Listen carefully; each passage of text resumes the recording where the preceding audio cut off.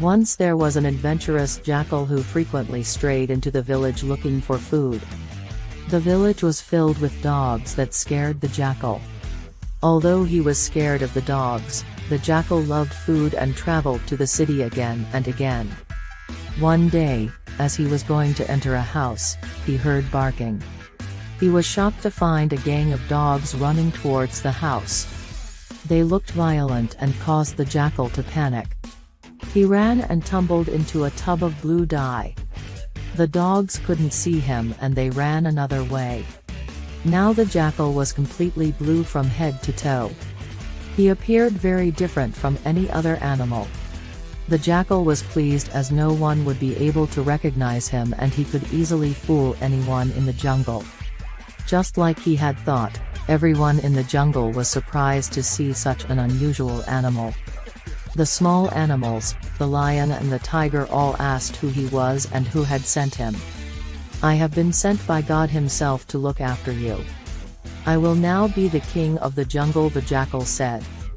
The lion protested, saying he had always been the king of the forest. "From now, that must change and all of you must serve me," the jackal happily said.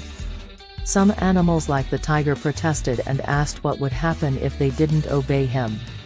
He replied saying God would destroy the entire jungle if they didn't.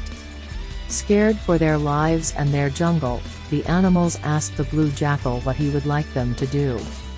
"Bring me lots of food," said the blue jackal promptly. The animals quickly scurried and returned with lots of food for the jackal. He had so much food that he gave his leftovers to the other animals and told them that they had to serve him fresh food every day. He even threw out the pack of jackals from the forest because he knew that they could identify him someday.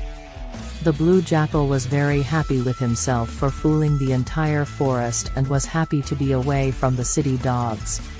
But one day the band pack of jackals was walking around the forest and howling loudly. The blue jackal began howling out of habit too.